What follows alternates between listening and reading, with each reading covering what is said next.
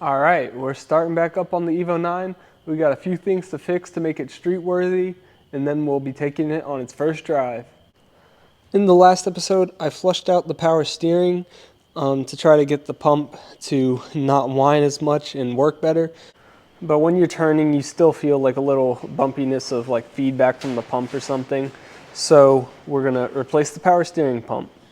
I also want to replace the brakes on it because you know what? These have been cleaning up a little bit. But yeah, I just want to get fresh brakes on it, make sure those are good to go. And I also want to put my Evo 10 wheels on because these tires are super old and flat spotted. So we'll be putting some Evo 10 wheels on. I do want to run the BBSs in the future, but I need to get some tires put on. So let's dive right in and start taking this power steering pump off. The first thing I had to do was yank on the tensioner, and then I put an Allen key through it, and that relieved belt tension. So now, up top, we can just simply take the belt off. Now the belt's out of the way. Now we have to do whatever is next, and I forget what that is. No, now we got to take the lines off. So you got this one, and then you can unbolt the actual pump and pull it out. I'm going to remove that tank out of the way so I have more room. It's just these two 10 millimeters. Now that that tank is out of the way, I can come in and get this hose fitting off. And then that's going to leak everywhere. That is some ugly fluid.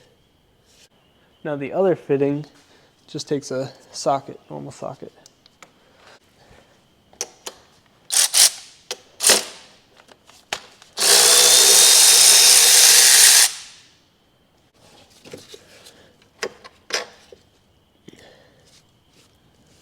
And that one will make a mess as well. So now you got two messes going on. That's completely fine. Now the pump itself can be unbolted. This one I managed to get loose with a ratchet and just a regular 12 millimeter socket. And now I'm loosening it with my fingers. Alright, this one's calling in the bolt buster.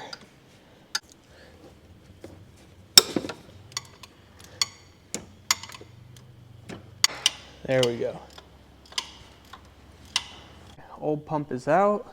Made a mess, of course, but got the new one going in. Replace this fitting. I'm gonna put it in there and then put this fitting on.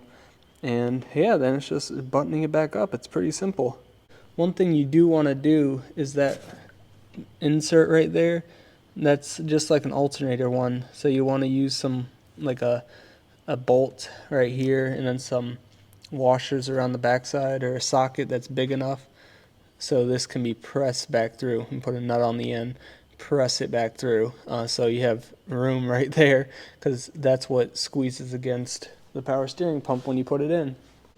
So this is how I do it: a socket with a bolt going through it and then nut on this side, just tighten it and it'll push that bushing back through. And now once it's like that, nice and flush, then you just take it apart. Good, ready to install. Man, you gotta work it around the hoses. But once you do that, it kind of drops down in there. Not too bad. Just gotta put this thing on and we'll be good to go. Now this nut goes back on to hold the high pressure pipe down. And this hose. That hose goes back on, clamp it, and we can add fluid and see if it fixed. Alright, so now I got the front of the car jacked up, and I'm going to turn the wheel left and right and let that fluid suck down some before I start the car.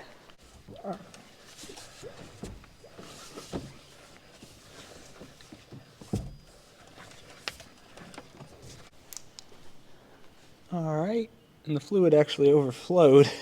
So let's start the car and get some of that fluid to suck down. So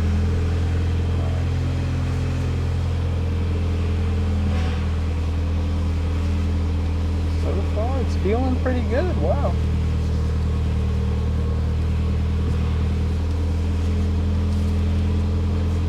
Oh yeah. Let's go check the fluid. Fluid is right at the max. Pump sounding good. I'm gonna spray brake clean all over this, try to clean it out, put this back, then we can move on to the brakes. So before I switch out the brakes and the rotors, I loosened up all the collars on these Megan Racing coilovers. These actually don't have too many miles on them, and somehow all the collars got free and all the springs spin in the perch. So I'm gonna drop these like a ½ inch, and then when I get everything back together, I'll see how it fits. Maybe drop it a little more, because it had a lot of clearance. It had like 4 fingers, and I'm trying to get to 1 finger. So I got a lot of room to work with. So yeah, I'll raise this probably about that much. What is that? That's almost a little more than a ½ inch. Probably lower it that much and see how it looks. But before I do that, let's get these brakes done. All right, got my new brakes on the front. And I loosened up all the collars, and I was able to spin them all down a little over a ½ inch. So we'll see how that looks once I get the wheels on and adjust from there. Now time to get the rears on, then we can put the new wheels on and see how it looks. So where I last left off on this car, I think I was adjusting the coilovers, and now I got the front bumper back off again. And that is because I wanted to clean the headlights. No, I just did this. But my AC keeps on leaking all the Freon out, and I gotta fix that. It's summertime now, it's hot, and I can't drive the car without AC. I can, but I just prefer to have AC. So it leaked out all the Freon again. So I looked at every single spot I could, and I did not see really an abnormal amount of dye. So what I'm gonna do now is drop the intercooler and probably take this fan off and just check the whole condenser, see if I see any dye anywhere, because it's got to be leaking out somewhere and I cannot find it. So I got to get to the bottom of it. It leaked out within 4 days, I think it was, so it's got to be a pretty decent leak. So let's get that intercooler off and see if we can find any dye anywhere. So that's actually going to be it for this episode. I'm cutting it short because I have a lot planned for next episode. Here's a little sneak peek. But yeah, we're doing some upgrades. We're cleaning up the engine bay, and I'll even give you one more sneak peek. Yeah, we're doing a few things. I just want to make it look really good and also drive good.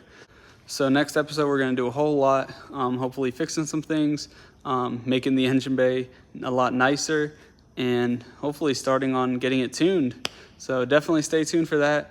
Thank you all for watching. I'll see you in the next one.